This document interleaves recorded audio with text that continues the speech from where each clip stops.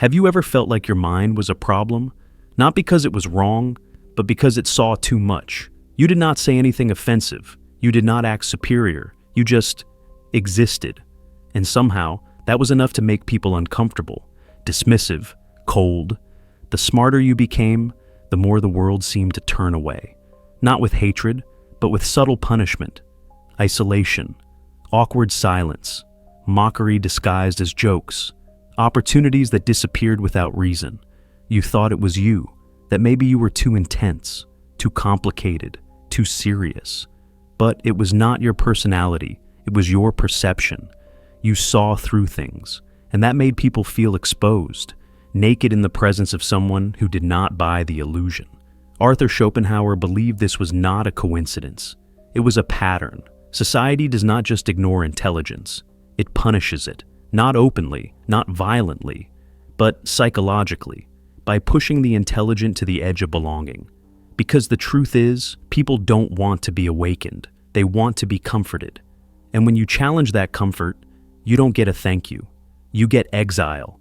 The punishment does not come with chains. It does not arrive in shouts or slaps or laws. It comes in silence, in the glance that looks past you, the conversation that dies when you enter the room, the job you did not get, not because you were not qualified, but because you made the interviewer feel small.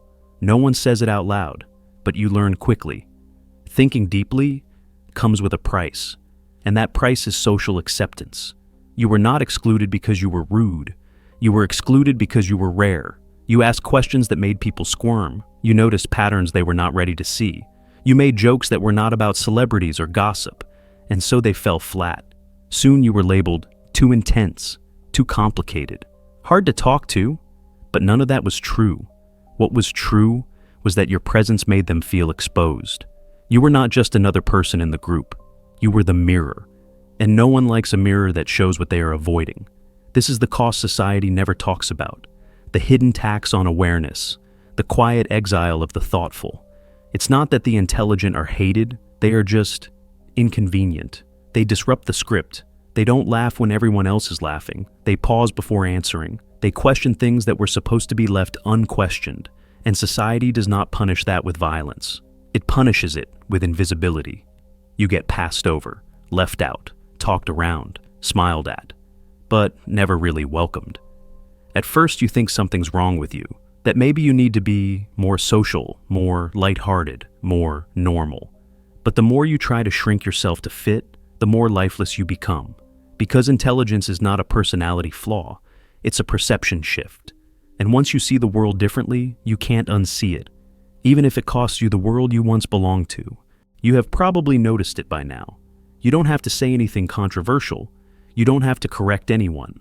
You don't even have to speak.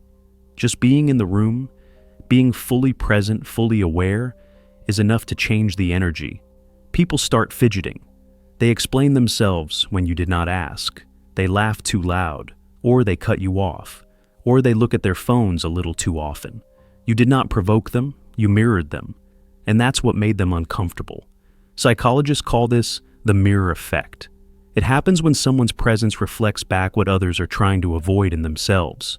You became the subconscious threat, not because you attacked their beliefs, but because your existence questioned them, because your curiosity highlighted their complacency, your depth exposed their surface, your restraint revealed their insecurity. Most people are not ready for that kind of reflection. They don't want to see their intellectual laziness. They don't want to feel how little they've questioned their lives, so they label you instead.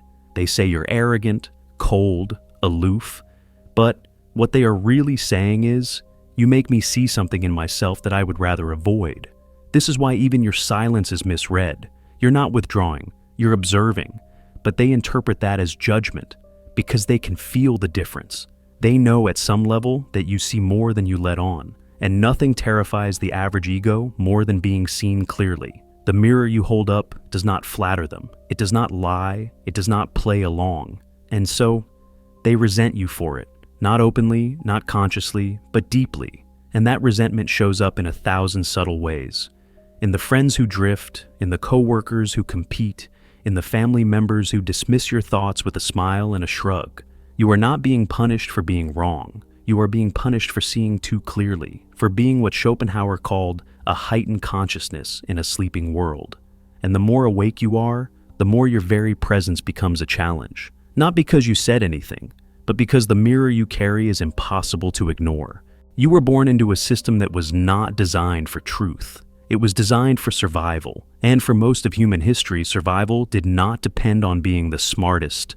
It depended on being accepted by the tribe. Thousands of years ago, being exiled from your group meant death. No food, no shelter, no safety. So, the brain evolved a priority system, belonging first, truth later, if at all.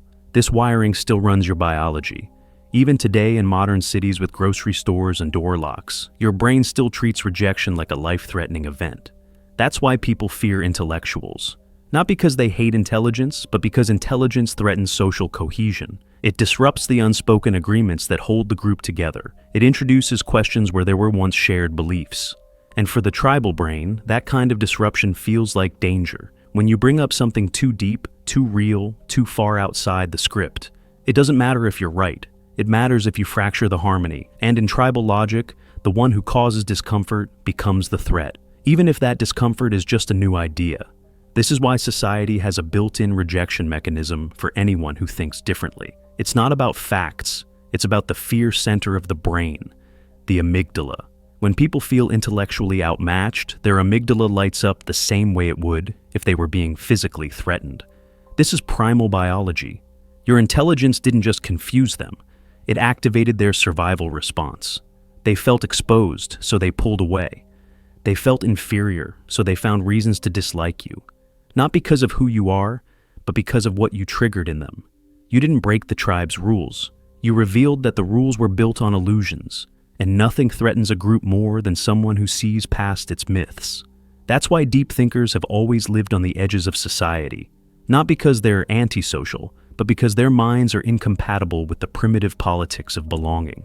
Schopenhauer understood this deeply. He believed that the more one sees, the harder it becomes to participate in the game.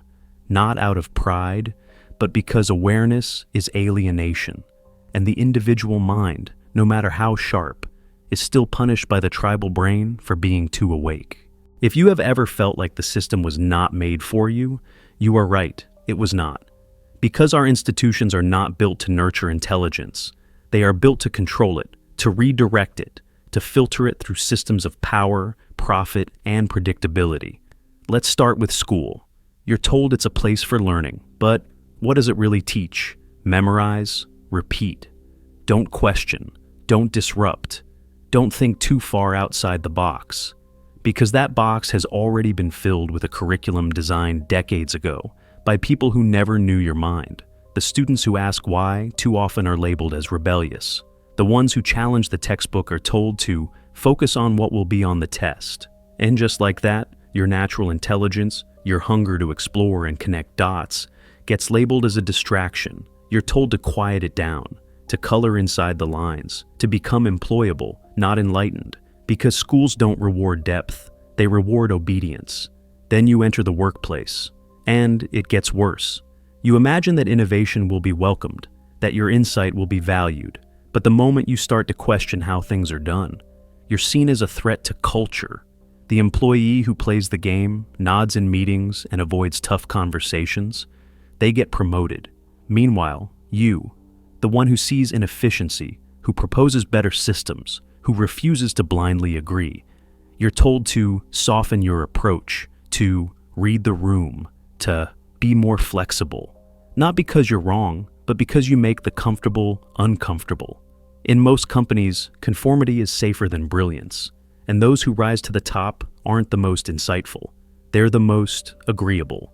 And then there's politics, where charisma is king, where speaking simply, loudly, and with absolute certainty wins more followers than speaking truthfully. The politician who speaks with nuance, who explores uncomfortable truths, who admits the complexity of real problems, is seen as weak, indecisive, or too intellectual. Meanwhile, the one who smiles, repeats slogans, and tells people what they want to hear, gets elected. Because the system doesn't reward intelligence, it rewards emotional comfort. You're allowed to be smart, as long as your intelligence serves the script, as long as you keep your truths marketable, digestible, safe. But the moment your thoughts threaten the status quo, the moment your depth reveals the cracks, you're labeled as difficult, as dangerous, as not a team player. And so, intelligence gets reshaped into productivity. Creativity gets crushed into compliance. Insight is filtered until it's nothing more than content. Schopenhauer warned that institutions aren't designed for truth.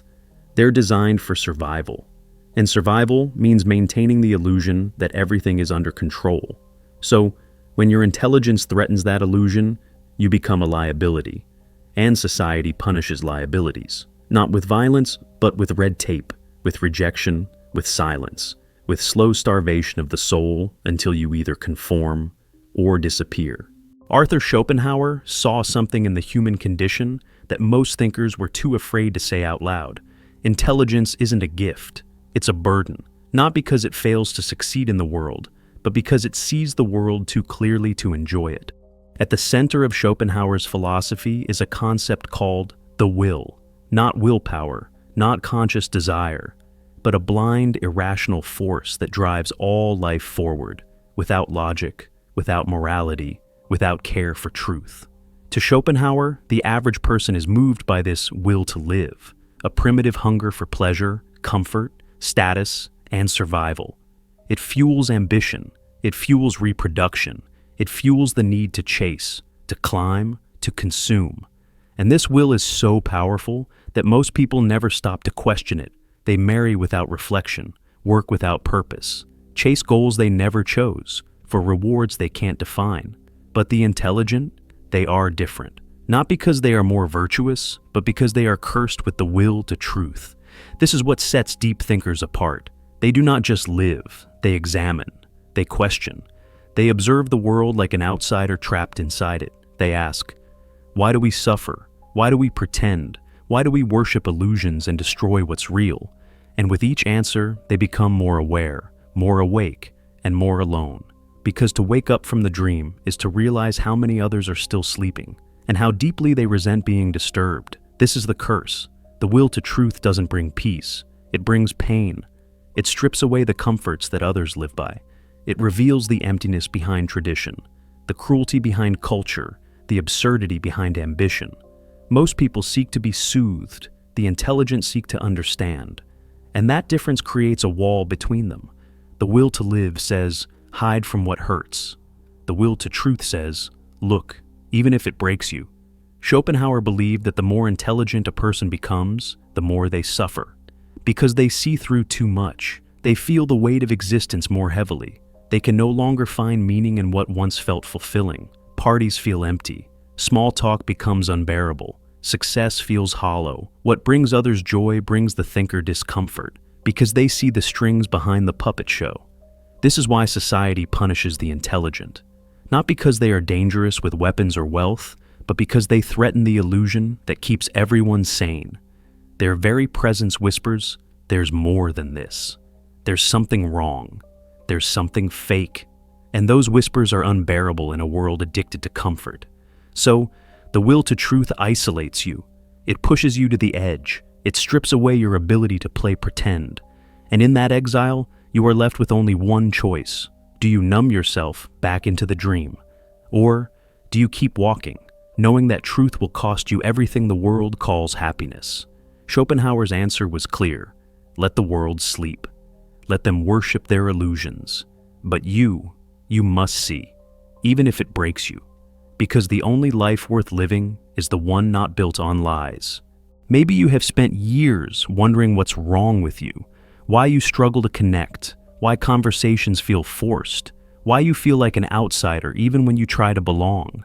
You have been told you are too serious, too intense, too sensitive, too much. But here's the truth. You're not broken. You're just seeing things ahead of their time. You're not difficult. You're advanced. Your intelligence didn't isolate you. It revealed you. It stripped away the illusions that others still cling to. And once you saw what was beneath the surface, you couldn't go back to pretending it wasn't there. That's why you struggle in shallow spaces. That's why small talk drains you. That's why you'd rather be alone than surrounded by noise. Because your mind is built to explore depth, and the world is addicted to distraction. You feel disconnected not because you lack something, but because you see too much. And in a society that thrives on comfort, clarity becomes a curse. But this curse isn't yours alone. History is filled with minds that were too far ahead to be embraced in their time. Socrates was executed for asking too many questions. He challenged Athens to think, and they punished him for it. Nikola Tesla dreamed of a future the world couldn't yet comprehend. He died poor, isolated, and unrecognized, while others built empires on his stolen ideas. Alan Turing cracked the code that helped end World War II. And yet, society destroyed him because he didn't fit into their definition of acceptable.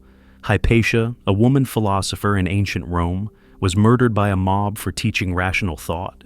Because her brilliance threatened religious power, they weren't celebrated, they were silenced. Not because they were wrong, but because they were right too soon. And maybe, so are you. The loneliness you feel isn't a sign of failure, it's a sign of perception. You weren't born into the wrong world.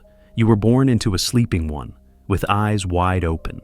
You were never too much. You were just advanced. And being ahead of your time doesn't make you broken. It makes you necessary. Because every age needs minds that don't just reflect it, but challenge it, disturb it, awaken it. And while society may not celebrate you now, that doesn't mean you're not shaping it. It means you're building something that won't be understood until the world finally catches up. It does not happen all at once. The punishment of intelligence is slow, quiet, almost invisible. It begins with being misunderstood, not once, but repeatedly. You say something layered, and they reduce it to a joke. You express concern, and they call you negative. You share an insight, and they change the subject. And eventually, you stop sharing. You shrink your words. You censor your thoughts. You smile when you're bored. You laugh at what doesn't move you. Not because you want to fit in, but because you're tired of standing out and getting nothing but silence in return. This is how it starts, with one quiet moment of being unseen, then another, and another, until you begin to wonder, maybe it's me. Maybe I am too much. Maybe I am the problem. Maybe I should say less, think less, be less. That's the cruelest part of this kind of punishment. It doesn't come from a courtroom. It comes from a mirror warped by repetition. When the world responds to your depth with dismissal, you begin to question the depth itself.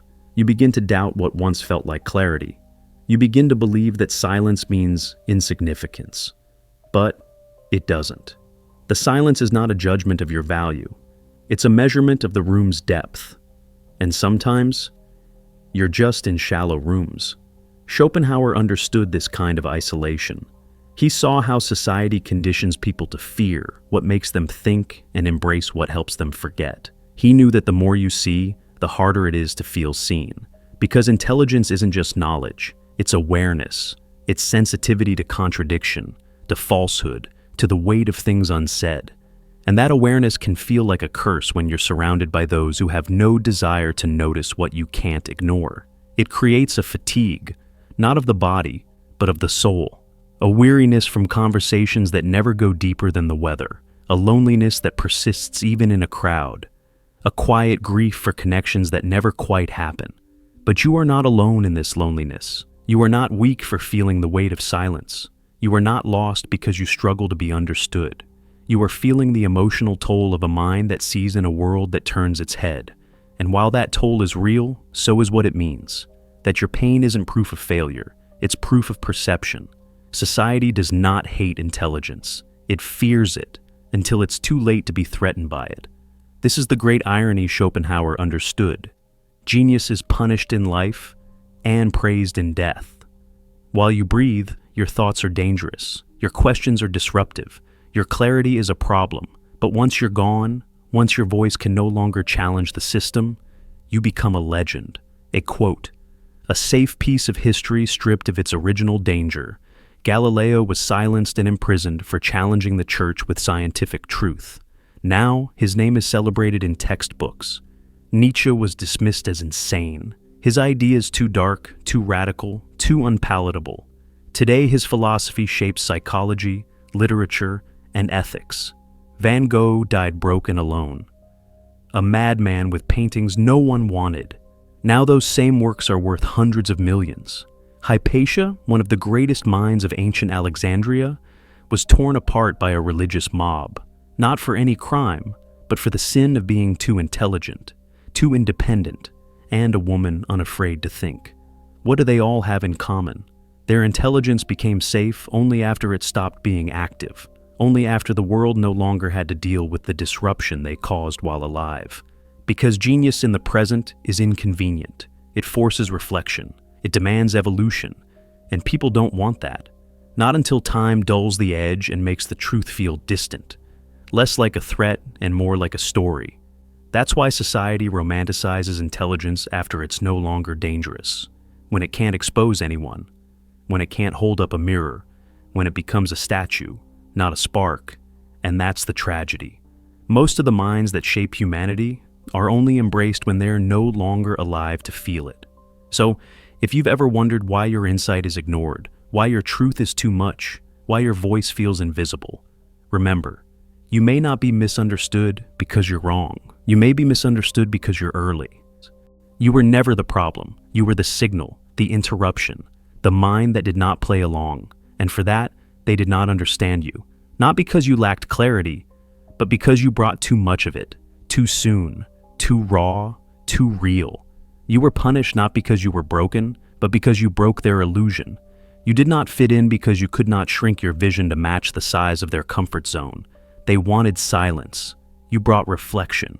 They wanted agreement. You brought questions. They wanted smooth surfaces. You handed them a mirror, so they called you difficult, cold, detached, arrogant, but they were not describing you. They were describing their reaction to you, their fear of being seen, their discomfort with being asked to think, their instinct to reject what does not validate them. And in that reaction, you learned something painful, but essential. You were never just rejected. You were revealed. You did not lose people. You lost masks. You did not get left behind. You simply stepped ahead. Because intelligence is not neutral. It doesn't sit quietly. It shifts energy. It challenges hierarchy. It pierces through polite lies and names what others refuse to see. That's why the punishment comes. Not from malice, but from fear. And when you understand that, when you stop seeing their rejection as proof of your failure, you begin to reclaim your power. You start to see the silence differently. Not as an absence of connection, but as a boundary your mind naturally creates in a world that's not ready. But readiness doesn't matter, because your voice was never meant to make people comfortable. It was meant to wake them, to disrupt, to cut through the noise with something real. So, don't soften yourself. Don't dim your clarity to fit into rooms built for shadows. You were not made for easy acceptance. You were made for truth. And truth by its nature is rarely welcome until it's needed. So walk forward, not with bitterness, but with understanding. You are not the outcast. You are the outlier, the mirror, the threat society pretends not to need, until everything collapses. And when that time comes, don't say, "I told you so." Just keep thinking, keep seeing, keep being exactly what you are, because what they call punishment was always proof of your power.